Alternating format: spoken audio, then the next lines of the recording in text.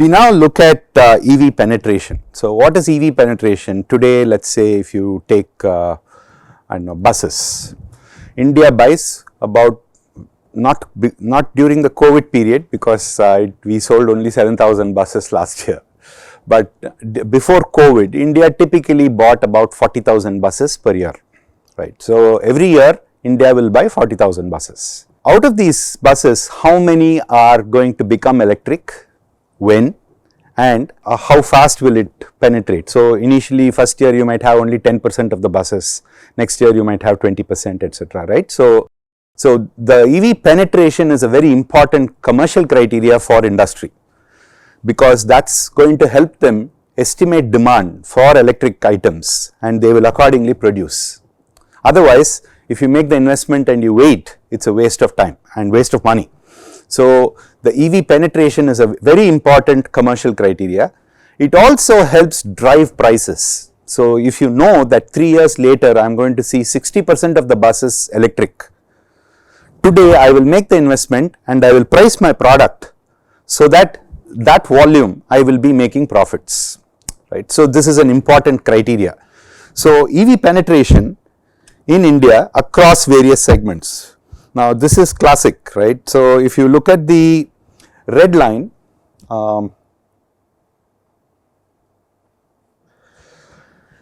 these are the low voltage systems for e-rickshaw, two-wheeler, three-wheeler, etc. Now, two-wheeler, if you see, there are two types. One is the two-wheeler fleet, which is your Amazon guys delivering things, etc. So, it is a commercial application and it is a controlled environment. The other one, if you look at the two-wheeler retail, this is our bulk market, where the private passenger, he goes to the showroom and he buys a vehicle for himself for his own transportation, right. So, these two are recognized separately. Honestly, two-wheeler fleet is not a big volume. So, nobody does business plans based on two-wheeler fleet, it is not a big part of the business. But if you look at it, e-rickshaws, all of us know that they have already become viable about 2 years ago. Everywhere in Delhi, etc. You do not see it much in Chennai, but if you see in Delhi, it is a desired option for the consumer and for the vehicle driver. So, this has become commercially viable and this has started seeing numbers. So, it is done, it is penetration, the transition is completed and now penetration is almost 100%. There is no non-electric rickshaw, right, unless you are doing it for some small village or town where you have manually driven stuff, but nobody will buy a ICE rickshaw anymore. Small engine they used to have, like mean body vehicles, etc. Now, we come to three-wheelers. You must have noticed that three-wheelers already have started becoming electric. The reason is, it makes money sense. If you do about 140, 150 kilometers per day on a three-wheeler, whether it is passenger, whether it is goods, etc., he is already making more profit than the ICE fellow, than the engine fellow, right. So, if he is buying a new vehicle, he will be stupid to go and buy an ICE vehicle if he is doing 150 kilometers per day, because the profits are higher in the electric auto. So, this has started. So, 2021, if you see, the transition has started and the penetration is going up. Another 3 years, you will see more electric autos being sold than ICE autos. The biggest constraints, we will talk about it in the next slide. Why people are slow? Why are you not buying everything 100% right from the beginning? If it is cheaper, you should be buying, 100% should be buying. Why are you not buying? There are reasons for it, we will go through that. Two-wheeler retail, we are expecting with current subsidies, etc. This is in 2022. So, next year two-wheelers will start seeing more and more money sense. Average two-wheeler in India, unfortunately, it is only about 25-30 kilometers per day. So, for that the battery price needs to come down even further than what it is today, and it will. So, once it comes down, it becomes more viable and people will start buying it. These are the low voltage systems, right, the red line. Now, we go to the higher voltage system. If you see here, the four-wheeler fleet, once again, this is an academic point, it is not a very big volume. This is your Uber kind of application, fleet of cars which are running for taxis. Now these fellows will definitely be running more kilometers per day than me as an individual. So they will already start seeing money sense within 2022, right, that is what we are saying. So by 2022 they will start finding it attractive to buy an electric car instead of a ICE car. But then they are a very small volume, they are not a very big volume. If India sells 100 cars, hardly 2 or 3 cars go to this market. The balance 95 cars actually go to private passengers, private buyers. After that, we have light commercial vehicles like your Dost, like your Tata Ace, etc. Right? These are all light commercial vehicles, very, very profitable business in India, and I think up to 7 tons, I think, up to 7 or 8 tons vehicles are all called light commercial vehicles. Now these fellows, they will definitely start seeing money sense because they do about 150 kilometers per day once again in the cities or whatever. They will start seeing money sense by 2024. So from 2024, that market, people will start buying electric LCVs instead of ICE LCVs, that is the expectation. Buses 2025. Now you might be reading a lot in the papers saying bus, that fellow has ordered, this city has bought, that city has bought, etc. I told you India buys 40,000 buses. All the city transportation, what you are seeing is maximum 5,000 to 7,000 buses per year. So it is only 10-15% of the market. The main market is school bus and staff bus and your Mofussil buses, buses which go from, I don't know, Chennai to Tiruvannamalai or Delhi to Gwalior kind of routes. Now these buses are actually the big volume players, but the government today does not give subsidy there. They give subsidy only for public transportation to state transport undertakings. So you are seeing all that media, 1,000 buses here, 2,000 buses there, etc. But India buys 40,000 buses. So the main chunk will be seeing movement only in 2025. That is when the market will become active, and that is when the industry starts feeling excited. By selling some 300, 500,000 buses, typically OEMs are not very thrilled. They are not that is one order, but the market volume is 40,000, right. So this is an important criteria. So we expect buses to start becoming profitable, electric buses to become profitable in 2025. When school bus and staff bus fellows will say, okay, I am also going electric because these buses do only about 60 kilometers to 100 kilometers per day. In fact, school bus will do only about 30-40 kilometers per day. So they do not have enough kilometers to justify a higher investment. So they have to wait till battery prices come really, really down. So buses will be 2025. Now this is your big chunk for cars, four-wheeler retail. So your Maruti Swift, your WagonR, Alto kind of business, right. In 2027, that is when we are expecting them to start saying, oh, who will buy a ICE vehicle? Yeah, I would rather buy a electric vehicle. It is cheaper for me. If I take 5 years cost, it is cheaper for me. So this is a long way off, and it depends a lot on other factors, right. Charging infrastructure, for instance. The others, they do not depend that much on the charging infrastructure, but cars will remain very, very dependent on charging infrastructure company. So four-wheeler retail we are expecting by 2027, and finally in 2030 trucks, the large trucks, right, which go long distance from Chennai to Delhi kind of thing. So we are expecting them to find the technology and the price only by 2030. But for that 2030 we have a lot of work to do now, only then we will reach that kind of transition in 2030. But this commercial vehicle, what is happening is, one part of the commercial vehicle we are expecting it to start off by 2025 itself.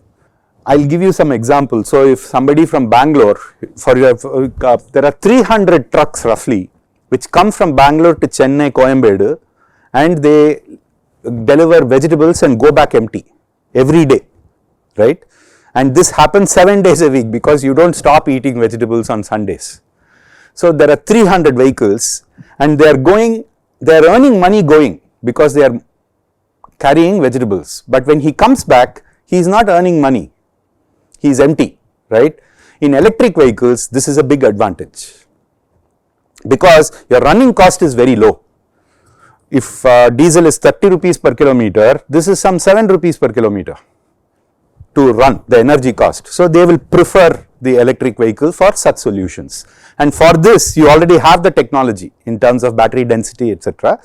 So we are expecting this a few chunks. Similarly from Chennai, you have people going to from refineries here, we move aviation fuel to Bangalore airport, right? Now these guys go that way and then they come back empty. So these are all cycles which are going to be very useful for the industry as we go. Whatever it is, we do not expect government subsidy to change the market. It is a way to familiarize the technology. It is required, but it will not change the market behavior. Market behavior changes with other perceptions, right?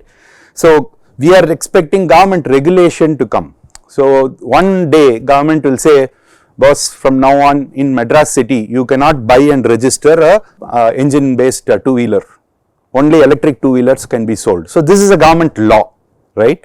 So that will drive upfront cost if it comes down and there is financing for it, that will drive consumption and total cost of ownership. These are the main 3 criteria which will drive conversion from ICE engines to electric vehicles. So it's a long way off, as you see. It's not something which is happening tomorrow or day after.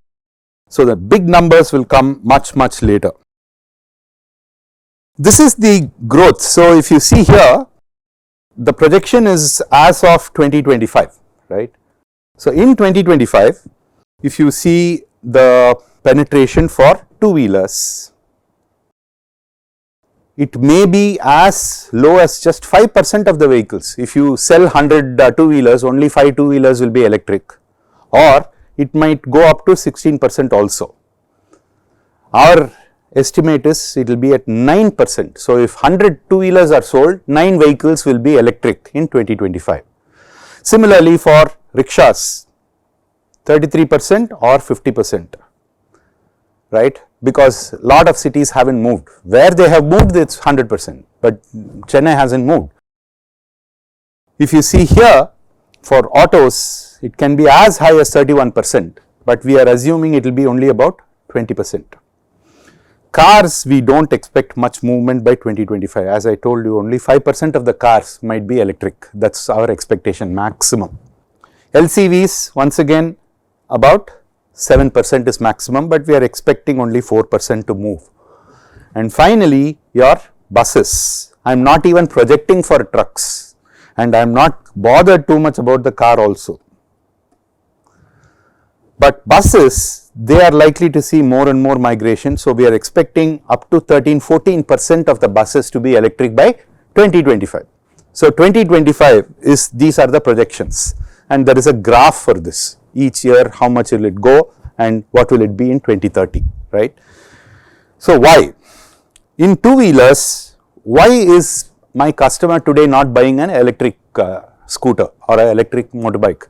First, his upfront costs are very high. Where he can buy a 55,000 rupee vehicle, electric vehicle costs about 95,000 rupees.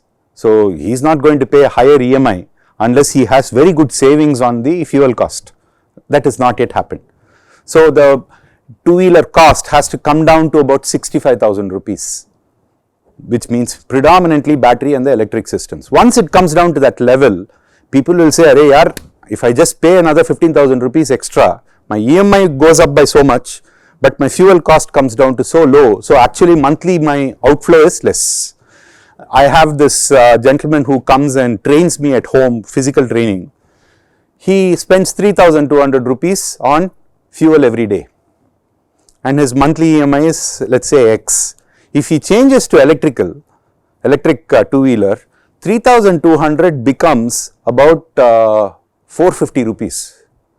So he saves 2,500 rupees minimum every year, every month. So he can take a little bit of that, put it on the EMI and still make sense. But he does a lot of traveling inside Chennai. Not all of us do so much. We do only about 40 kilometers. I think he does about 100, 120 kilometers per day. So for him, electric vehicle is already attractive and he has booked it, right? So these are the criteria, right? And the energy, some people like the Amazon delivery people, etc., they have a problem. They have to have so much of, after charging, they should get so many kilometers. So that amount of energy, battery size has to be there. These are the two criteria for two-wheelers. If you look at e-rickshaws, as I told you, no issues. It's already fine. You can just go ahead. Some cities are not doing it, that's all. But any city which is willing to do it will be happy to take it because it is cheaper already than your engine based product, ICE based product. Similarly, auto rickshaws, the problem is the same as the two-wheeler fellow. Too much money upfront, very expensive vehicle, not enough savings, and nobody is giving me finance. The banks are not yet financing electric vehicles very well. That's why you might have noticed that the government, central government said, like NABARD was put up for agriculture sector, where NABARD does agricultural lending and financing. Similarly, they are going to start a new bank or a institution which will fund the e-mobility ecosystem. Now that's a good solution because they will develop policies, they will make mistakes, they will correct it. So everything will become mature. Once it becomes mature, the private sector will take over. So this is called risk enablement, where the government takes the risk in the initial phase, and once it is done, the private sector brings the growth, right? So this is something, financing is a big problem, almost identical to the two-wheeler problem. I am not getting into the car, but same problem for LCVs also. Too much money, no financing, and I am not getting enough range. If I charge once, I should get so many kilometers, and the charging infrastructure also starts playing a role there, because LCV, I can't go park in my house and charge. Most of the LCV owners, they are all single people and they park somewhere in the road in the night. So where do they charge, right? So they need charging infrastructure development as well. Buses, it's a completely different story. Buses are regular routes, right? So you know where to charge and you know how much it will run. There is no doubt in anyone's mind about buses. So they have problems. Right now the government is sponsoring only mobility as a service. They are not buying the buses. Instead, they buy per kilometer of bus travel. So somebody has to invest in the bus, right? So and the customers are all state transport undertakings who don't pay in time. They are all very poorly organized for financing. So no private fellow wants to go and invest money on that and run it per kilometer. I invest money 2 crores today and I have to rely on that fellow for 10 years to get my money back. If he pays properly, it's okay, but it's a problem for payment. So nobody likes it. The running costs are still evolving. There is a lot of myths that you guys would have heard about electric vehicle maintenance cost is lower. This is true only for temperate zones and passenger cars. It is not true for buses. It is not true for tropical countries. Slowly people are publishing data now which is showing that electric vehicles as of today, the maintenance costs are higher. In India, if there is a problem with my fuel injection pump, I repair it, I don't replace it. In the US, they replace it. So their maintenance costs are higher. In India, I repair it. But an electric vehicle in India, if my DC-DC converter or something goes away, I replace it, I no longer repair it. So actually maintenance cost for electric vehicle in India is higher as of today, This will change over a period of time, but it is a myth that electric vehicle maintenance costs are lower. It is not true for all scenarios. Even the US has started recalibrating its thing. Europe and US, they have started recalibrating. We don't get data from China, so we don't know their maintenance costs very well. But Europe and US, definitely they are recalibrating the maintenance budgets for electric vehicles. Okay, so new technologies, we'll kind of just give you an idea. Motors you already know, no? You have your very famous permanent magnet synchronous motors. these have always been there. You also have induction motors, they have been there. Tesla patronized the induction motor. Switched reluctance motor. Now this is a good option which is coming up. Earlier, if a switched reluctance motor was there, it was bulky, it was making a lot of noise, etc., etc. It was not a very good solution for an electric vehicle. But now there is very good controller technology. So the ripples are no longer that big a problem with the new controllers. So you have switched reluctance motors which are quite noise free. They are still bulky, they are not as small as the permanent magnet machines, but they are definitely much cheaper and much easier to manufacture. So there will be quite a lot of Indian products which will be ready to make this compromise and take it, because the noise has gone away, right? But efficiency, etc., there are quite a few trade-offs, but it's emerging, and it is emerging as an application for electric vehicles. Last one, of course, you know, synchronous reluctance motors, but the most interesting for me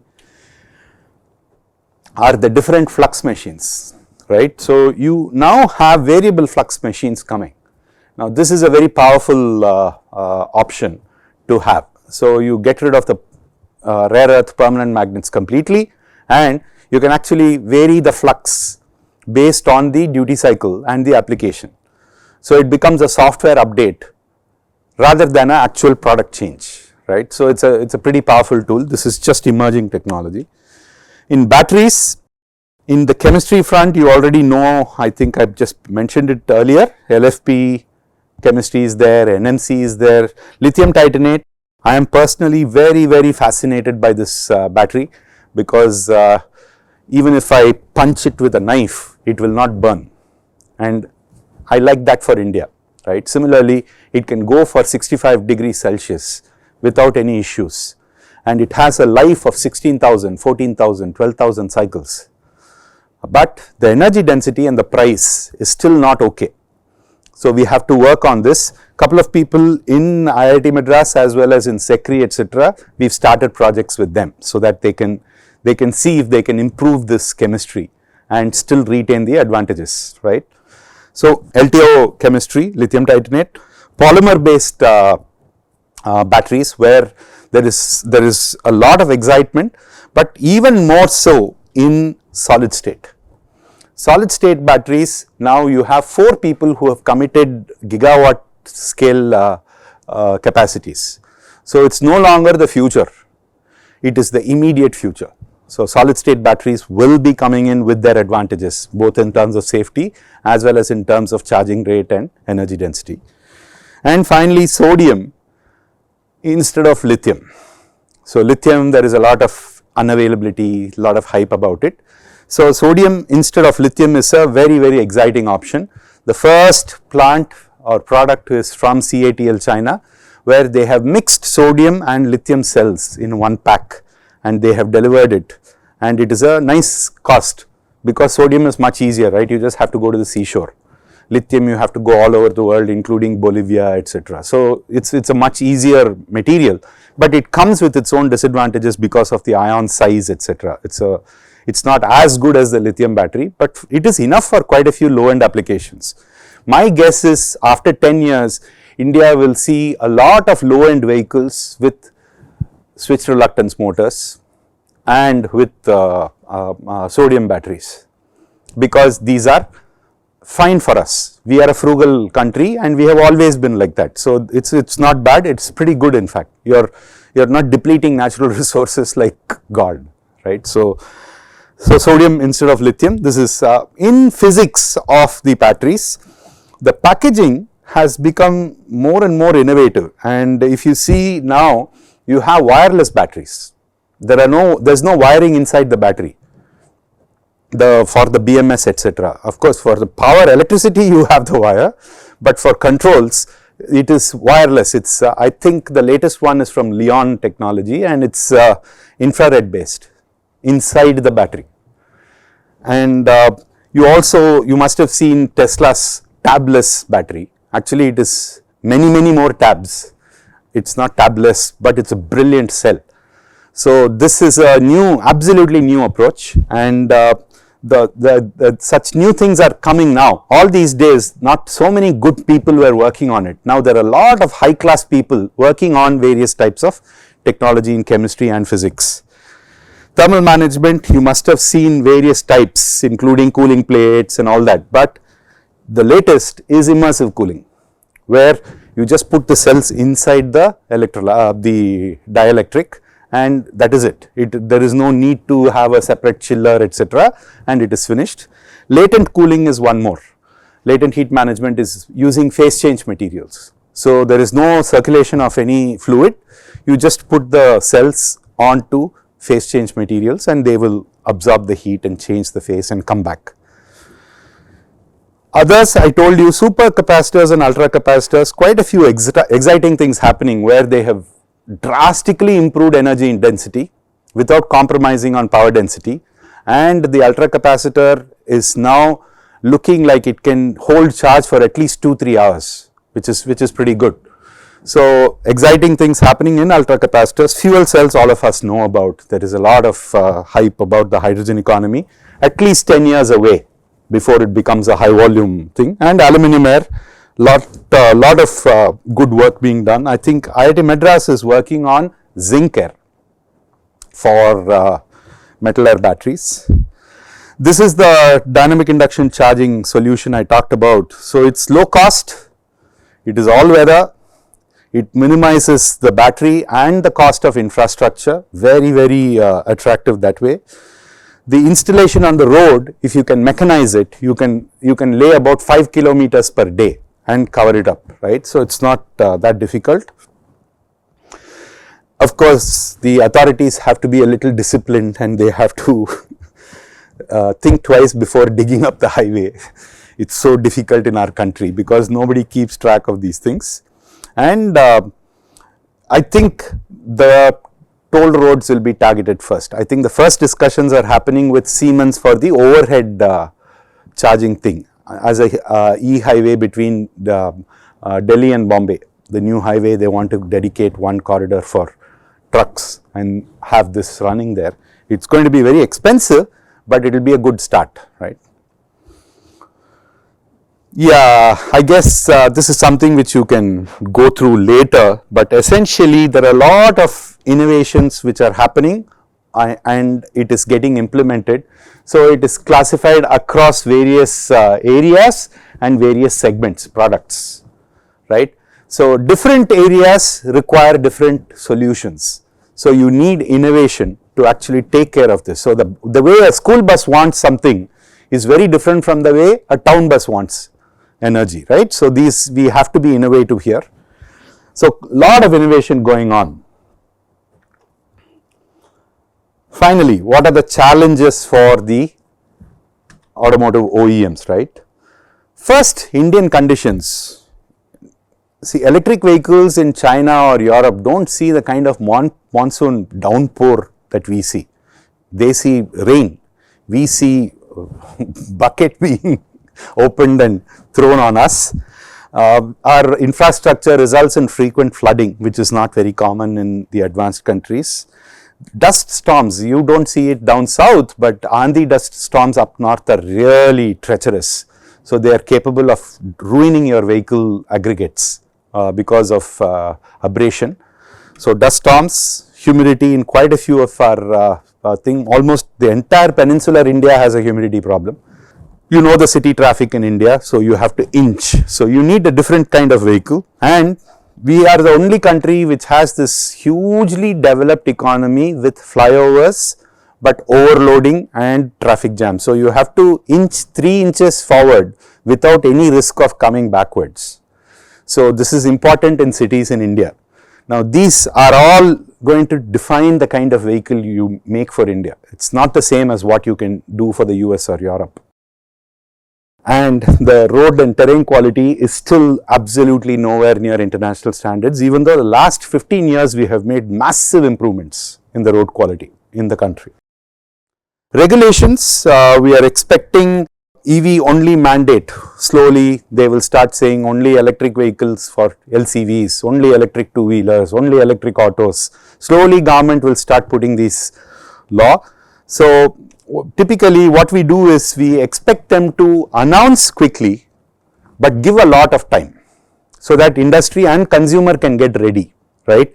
Unfortunately, for what starts 3-4 years down the line, they announce only about 1 year before. So it's a big problem, right. So we are trying to request government to change finance. We spoke about high upfront costs but low running costs. So we need tailor-made tenures for the loans. So it cannot be the same EMI kind of thought process.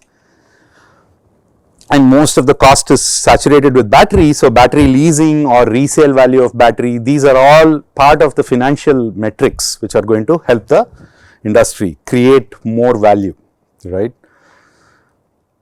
And of course, for recycling, I think once again CB was doing some good work here, urban mining we call it. The idea is to get as many of the materials as possible through recycled batteries. So you have two big technologies today, one is fire based and the other is solvent based. This is pyrometallurgy and this is hydrometallurgy, I think. The preferred one, even though the bigger one is in pyro, there are a lot of advantages in hydro by using solvents. So this is a medium term business opportunity for a lot of people. And of course, you know the mega trends, vehicle to grid, charging. I think once again CB was implementing a project here to pilot it and see how it works and develop the core competence for vehicle to grid. Autonomous driving on its way, different levels. Already level 2 vehicles are quite common now, right. Connected vehicles, shared mobility we are all aware of, IoT and cyber security. So these are all curriculum opportunities for you guys. As you go further, you can branch out with the core knowledge of the electronics or the software. You can branch out and take it further into the connected vehicles, saying I am going to focus on connected batteries, I am going to focus on connected motors, and you can take the journey further, right. So these are your areas for the same taxonomy. You have power electronics, connected vehicles, electrochemistry, thermal management, power electronics, once again vehicle engineering, control algorithms. These are the high potential areas where if we develop competence more and more, employability as well as research is going to be that much more lucrative. So these areas we need more and more expertise today, because 5 years down the line we want absolutely seasoned professionals who are able to work with this independently without going to somebody for guidance, right. So industry is already preparing for all this and seeking people in this line. So if you see a lot of MTech courses have come, MS has come, other NPTEL courses have come. So this is going to be the future. So we need to start building the manpower, and some of our existing engineers we are retraining. And we are taking people from electronic industry and training them in automotive so that they can be useful, right. So there are quite a few things which are happening to create that talent pool in the country. On top of all this, you have mobility and e-mobility. What I told you earlier, connected vehicles, connected batteries, connected chargers, these are all going to be very important activities, because without this we cannot get there. And finally, once you have a connected vehicle or a connected device, you need the ability to convert the data into information and then do your analytics and deep learning and artificial intelligence work on that data, so that there is more and more productive use of information technology, right. So it's important for hardware people to actually take that, acquire expertise here and then take that into the software, because right now most of the data scientists don't know this domain. So they have a more commodity approach to the data that is coming out from here. But if a hardware person or a software person who's done the engineering on a vehicle, if he's doing the data analytics work and the AI work, it becomes that much more powerful, right. One more new business model that has come, e-mobility as a service, what I told you, right, the GCC contracts. So you don't sell the car. Now you must have noticed it in Maruti and this quite a few Tata Motors, etc. They now sell kilometer. So he'll make a car and he'll give it to you for 6 months and he'll charge you per month, or he will say for every 100 kilometers you pay me so many rupees. So it becomes a service instead of selling a product. It's a very powerful tool and most global companies have gotten into this. Slowly it will move to solutions where they give the solution, not just the service, right. So that's pretty much it. So it's a long journey, just started, and I think you need to stay engaged in this, and we need to see how best to develop a good healthy pool of talent for the country, right. And as students, never forget to have fun. That's the most important part, right. Thank you.